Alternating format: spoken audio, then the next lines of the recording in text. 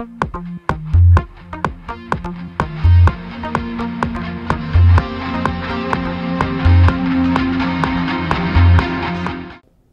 don't really remember my first specific experience. Like I said to the kids, Mum would pick me up from kindergarten and take me up on a Friday night to do the skills when I was 4 years old. So my memory of those times isn't too good, but she says that I used to run up and down the court waving at her. Obviously I get a bit more amongst it now, the action, so, and Dad played for Maryborough, so would watch him play as well.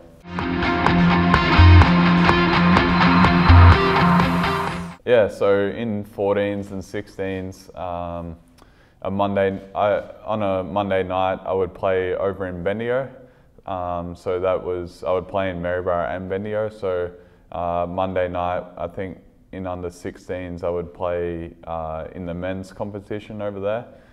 Tuesday night, I would have ITC training at the Maryborough Stadium for about an hour.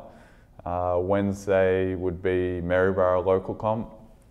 Thursday would be squad training in Bendigo. Friday night would be a home game at Bendigo, which is about 50 minutes away, or a road game, which hopefully was on the Maryborough side of Melbourne, but if not, you know, Ringwood or Dandenong, that's, you know, 2.5 hours, and if you get a 9:40 game, you're getting home at 1 in the morning, and when I was younger, I'd play soccer on a Saturday morning, and that was always a bit of a tough wake up. So a lot of hours in the car for Mum and Dad, but I'm lucky that they always supported me and drove me everywhere, and then probably Sunday morning training for Bendigo as well. So a lot of, you know, hours on the court and a lot of hours in the car, so had to get a lot better at managing my time to make sure I could get all my schoolwork in, and yeah, training, and I would try to shoot before school as well, even if it was just some free throws in the backyard.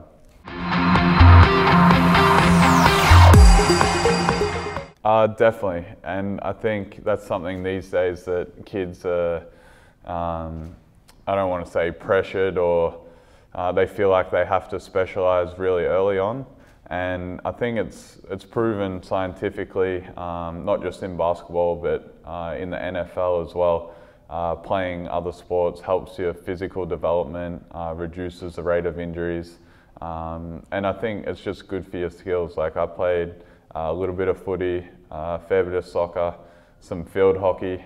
That was a bit dangerous. Only one game of cricket, I made a duck, so that was it, and tennis. And I think all of those things helped me in different ways, and you know, different movement patterns, and understanding angles, and just, I guess, learning how to compete.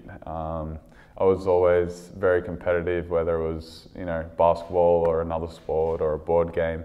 And I think I actually enjoyed tennis for that, because it was one-on-one, and when we would go away from holidays, we would play in weekend tournaments sometimes, and I'd play against some of the kids in Melbourne that would come out with the big tennis bag with 3 or 4 rackets, and I'd walk out with my racket and my water bottle, and I'd end up beating them, so I was pretty happy with that.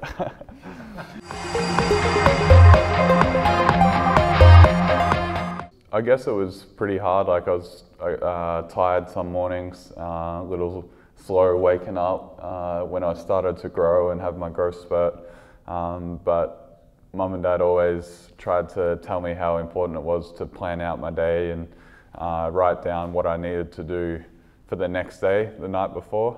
So I got in a pretty good habit of doing that, which helped. And I think when I got to the AIS, that's when I really had to improve, because things got even busier. Even though I wasn't traveling, you're treated like an adult, and you have to keep your diary and planner, and make sure you catch the school bus, because you're going to and from school a few times a day, and coming back and either lifting weights or booking your own physio appointment. And that was at 16 years old, so that was a really great experience.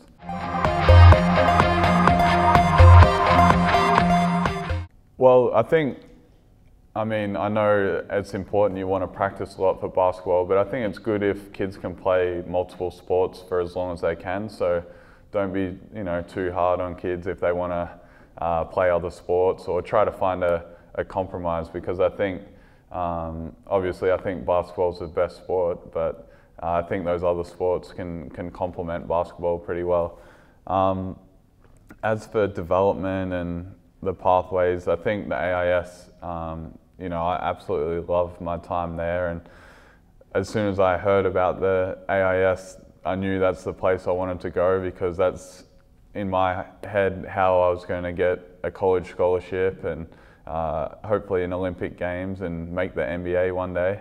And I think the thing you try to, I don't know if you can develop it, but just a love for the game, and just keep trying to teach new skills and try to teach the kids that it's okay to fail trying new skills, and just as long as you have a go and you always enjoy learning. I think that's the most important thing.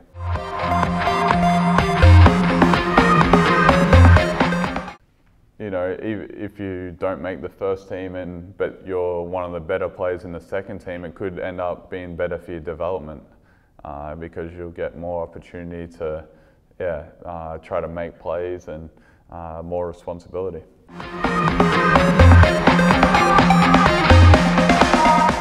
And I think just making sure they're having fun, it's all positive.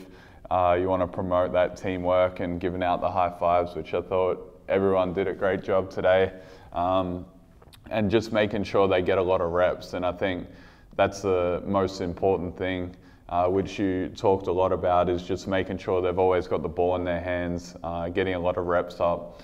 I think I read in a book that they were referencing soccer on how, you know, talent's developed, and the best countries in soccer, they don't play like 11 aside up and down, they'll play 3-on-3 across the field, so you're just increasing the number of touches that each kid's getting, so you can just develop quicker and quicker. So I think playing 1-on-1, 2-on-2, 3-on-3, and everyone just having a ball in your hands is the most important way to try to develop the kids while making it fun. I think Australia is, you know, good at teaching the game and doing the X's and O's, but I think the more we can play and still teach concepts like drive and kick spacing and, you know, receiver spots when someone drives baseline or someone drives middle. I think all of that is important, and how to play off pick and rolls when somebody comes off and the wing has to lift up to provide an option. But I think if you can teach the concepts and then let them play, that's going to help the kids the most in the long run, because then they can play in any system for any coach.